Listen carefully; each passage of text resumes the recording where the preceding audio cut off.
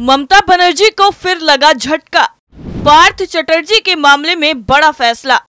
शिक्षक भर्ती मामले में कोर्ट का आदेश। फिर बुरी फंस गई टीएमसी पार्टी। पश्चिम बंगाल की मुख्यमंत्री ममता बनर्जी एक के बाद एक नई मुसीबत में फंसती जा रही हैं। एक तरफ तो कोलकाता में आरजीकर अस्पताल में हुए कांड को लेकर टीएमसी सरकार पहले ही बैकफुट पर है और अब ममता बनर्जी के चहेते रहे पार्थ चटर्जी को भी बड़ा झटका कोर्ट से लगा है। तो चलिए पूरी कहानी से आपको रूबरू करवाते हैं। नमस्कार, कच्चा चिट्ठा में आपका स्वागत है और मैं हूं आपके साथ पारुल त्रिपाठी। पश्चिम बंगाल में पार्थ चटर्जी को शिक्षक भर्ती घोटाले में एक बार फिर सीबीआई ने अरेस्ट कर लिया है। 1 अक्टूबर को राज्य के पूर्व शिक्षा मंत्री को विशेष सीबीआई अदालत में पेश करने के बाद केंद्रीय जांच एजेंसी ने पार्थ चटर्जी की गिरफ्तारी का अनुरोध किया था। कोर्ट ने अर्जी मंजूर कर ली। पार्थ के अलावा भर्ती भ्रष्टाचार मामले के एक और आरोपी अयान शील को भी कोर्ट में पेशी के बाद सीबीआई ने अरेस्ट कर लिया है। इतना ही नहीं, सुप्रीम कोर्ट ने 1 अक्टूबर को पश्चिम बंगाल के पूर्व शिक्षा मंत्री और विधायक पार्थ चटर्जी की जमानत याचिका पर प्रवर्तन निदेशालय से जवाब मांगा, जो नगद नौकरी भर्ती अनियमितताओं से संबंधित एक मामले में है। न्यायमूर्ति सूर्यकांत और न्यायमूर्ति उज्जवल भुइयां की पीठ ने ईडी से चटर्जी की जमानत याचिका पर जवाब दाखिल करने को कहा। तो चलिए आपको उस घोटाले की सारी कहानी बताते हैं जिससे ममता बनर्जी के चहेते पर तगड़ा चाबुक चला था और करोड़ों रुपए कैश भी बरामद हुआ था। दरअसल इसी साल सुप्रीम कोर्ट ने बंगाल शिक्षक भर्ती घोटाले में सरकारी अधिकारियों के खिलाफ सीबीआई जांच पर रोक लगा दी थी। कोर्ट ने पूछा था कि क्या 25,000 नियुक्तियों में से सही तरीके से किए गए टीचर्स के अपॉइंटमेंट को अलग किया जा सकता है। याचिका में कहा गया था कि हाई कोर्ट के उस आदेश पर रोक लगा दी जाए जिसमें सभी नियुक्तियों को रद्द कर दिया गया है। चीफ जस्टिस डीवाई चंद्रचूड़ ने कहा कि देखिए इसे किस तरह से किया गया है। ओएमआर शीट को पूरी तरह से नष्ट कर दिया गया। जो लोग पैनल में नहीं थे उन्हें रिक्रूट किया गया, ये फ्रॉड है। इतना ही नहीं, वरिष्ठ वकील राकेश द्विवेदी ने हाईकोर्ट के फैसले पर सवाल उठाया। उन्होंने कहा कि सभी नियुक्तियों को खारिज कर दिया गया है, जबकि सीबीआई को अब तक जांच में सिर्फ 8,000 नियुक्तियों में खामियां मिली हैं। स्कूल सर्विस कमीशन ने भी कहा कि जो नियुक्तियां सही तरह से हो सकती थी उन्हें अलग किया जा सकता था। कलकत्ता हाईकोर्ट ने 22 अप्रैल को 2016 में की गई 25,753 नियुक्तियों को रद्द कर दिया था। हाईकोर्ट ने इन शिक्षकों को 7 से 8 साल के दौरान मिली सैलरी 12% इंटरेस्ट के साथ लौटाने का निर्देश भी दिया है। इसके लिए कोर्ट ने 6 हफ्ते का समय दिया था। शिक्षक भर्ती घोटाले की टाइमलाइन। अब चलिए आपको बताते हैं इस पूरे घोटाले की टाइमलाइन। दरअसल 2016 में पश्चिम बंगाल के स्कूल सेवा आयोग ने शिक्षकों की भर्ती के लिए एग्जाम लिया। इसके खिलाफ बबीता समेत 2 कैंडिडेट्स ने हाईकोर्ट में याचिका लगाई थी। कोर्ट ने इसमें मनी लॉन्ड्रिंग की आशंका जताते हुए सीबीआई जांच के आदेश दिए थे। पूछताछ के बाद सीबीआई ने इस मामले में मनी लॉन्ड्रिंग की शिकायत दर्ज कराई थी। जांच एजेंसी की शिकायत के बाद मामला ईडी के हाथ में चला गया था। 23 जुलाई को ईडी ने चटर्जी को गिरफ्तार कर लिया और अर्पिता को पूछताछ के लिए हिरासत में लिया। 2017 में रिजल्ट आया। सिलीगुड़ी की बबीता सरकार का नाम टॉप 20 में आया। आयोग ने ये लिस्ट रद्द कर दी। 16 नवंबर कम पाने वाली अंकिता अधिकारी का नाम टॉप पर आ गया। अंकिता मंत्री परेश अधिकारी की बेटी है। 2022, 25 अप्रैल और 18 मई को सीबीआई ने पार्थ चटर्जी से पूछताछ की, क्योंकि वो 2014 से लेकर 2021 तक राज्य के शिक्षा मंत्री थे। 22 जुलाई को ईडी ने कलकत्ता में चटर्जी और उनके करीबियों के 18 ठिकानों पर छापे मारे। उनकी करीबी अर्पिता के घर से 20 करोड़ का कैश मिला था।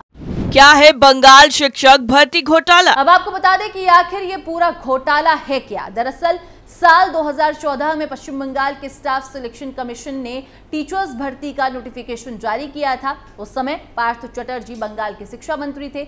ये भर्ती प्रक्रिया 2016 में शुरू हुई थी, लेकिन आवेदकों ने गड़बड़ी के आरोप लगाते हुए कोलकाता हाई कोर्ट में याचिका दायर करी थी।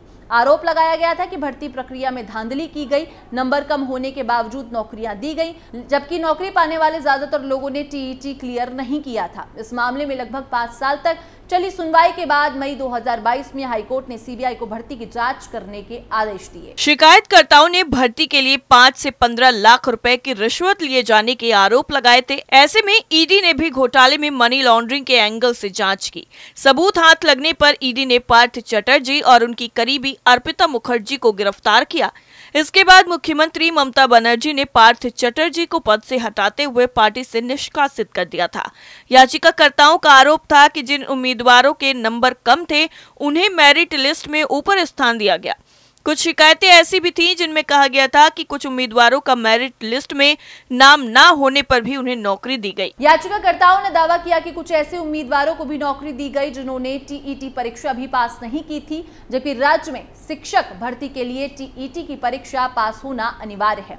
ईडी ने इस मामले में 2022 में जांच शुरू की थी। ईडी ने 22 जुलाई को पार्थ चटर्जी के ठिकानों समेत 14 जगहों पर छापेमारी की थी। पार्थ चटर्जी के ठिकानों पर छापेमारी के दौरान ईडी को अर्पिता मुखर्जी की प्रॉपर्टी के दस्तावेज मिले थे। जब पार्थ चटर्जी से अर्पिता के बारे में पूछा गया तो उन्हें संतोषजनक जवाब नहीं मिला। इसके बाद ईडी के रडार पर अर्पिता मुखर्जी आ गई। जब ईडी ने अर्पिता के फ्लैट पर छापा मारा तो उन्हें वहां से करीब 21 करोड़ रुपए कैश, 60 लाख की विदेशी करेंसी, 20 फोन और अन्य दस्तावेज मिले। अर्पिता एक मॉडल है। वो बंगाल और उड़ीसा फिल्मों में छोटे मोटे रोल करती रही हैं। ईडी ने अर्पिता के दूसरे ठिकानों पर भी छापेमारी की थी। इस दौरान ईडी को अर्पिता के घर से 27.9 करोड़ रुपए कैश मिला था। इसके अलावा ईडी को 4.31 करोड़ रुपए का गोल्ड मिला। इसमें 1 किलो की 3 सोने की ईंटें, आधा किलो के 6 सोने के कंगन और अन्य ज्वेलरी शामिल थी। बता दें कि इस मामले में हाई कोर्ट ने सीबीआई को अपनी जांच जारी रखने और आरोपियों के खिलाफ कड़ी कार्रवाई करने को कहा है। हाई कोर्ट ने पश्चिम बंगाल स्कूल सर्विस कमीशन को नए सिरे से भर्ती प्रक्रिया शुरू करने के भी निर्देश दिए। घोटाले के 2 चर्चित चेहरे। पार्थ चटर्जी के ठिकानों के साथ ही 14 जगहों पर छापेमारी की थी। इस दौरान घोटाले में बंगाल की एक मॉडल अर्पिता मुखर्जी से जुड़ी जानकारी भी सामने आई।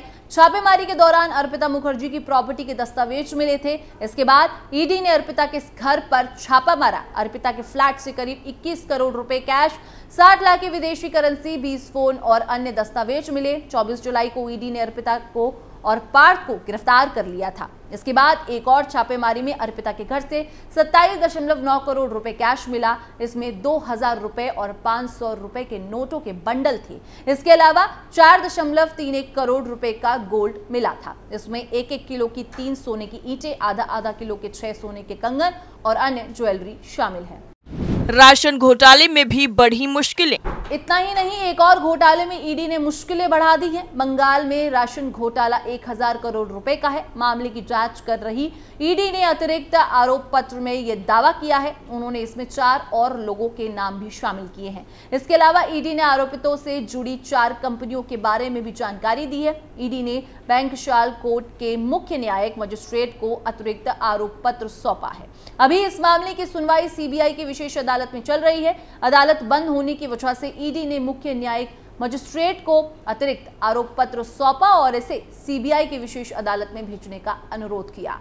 तृणमूल नेता और उनका भाई गिरफ्तार। दरअसल ईडी ने पिछले 2 अगस्त को राशन घोटाले में तृणमूल नेता और उनके भाई को गिरफ्तार किया था। उनके नाम अतिरिक्त आरोप पत्र में हैं। इसमें 2 और डीलरों के भी नाम हैं। ईडी का दावा है कि वो व्यावसायिक कारणों से तृणमूल नेता बंधुओं से जुड़े हुए हैं। उनसे जुड़ी 4 कंपनियों का भी जिक्र अतिरिक्त आरोप पत्र में है। 29 व्यक्ति और कंपनियां नामजद पहले के आरोप पत्रों में पूर्व खाद्य मंत्री ज्योतिप्रिया मलिक, बाकीपुर रहमान, शंकर आडे के नाम है। ईडी ने राशन घोटाले में अपने आरोप पत्र में कुल 29 लोगों और कंपनियों का नामजद किया है। ज्योतिप्रिया और उनके करीबी व्यवसाय बाकीपुर को राशन घोटाले में पहले ही गिरफ्तार किया गया था। ईडी ने कोर्ट में दावा किया था कि पूर्व खाद्य मंत्री ने रहमान बंधुओं से 1.5 करोड़ रुपए से ज्यादा की रकम ली है। यानी कुल मिलाकर अब देखना होगा कि आगे क्या कुछ एक्शन देखने को मिलेगा। फिलहाल के लिए इतना ही। बाकी देश और दुनिया की तमाम खबरों के लिए आप देखते रहिए कैपिटल टीवी।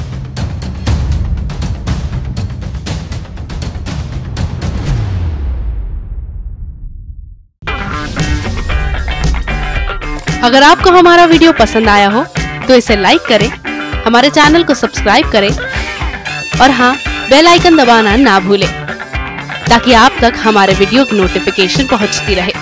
आप अपना सुझाव हमें कमेंट बॉक्स में दे सकते हैं। हमारे साथ जुड़ने के लिए शुक्रिया।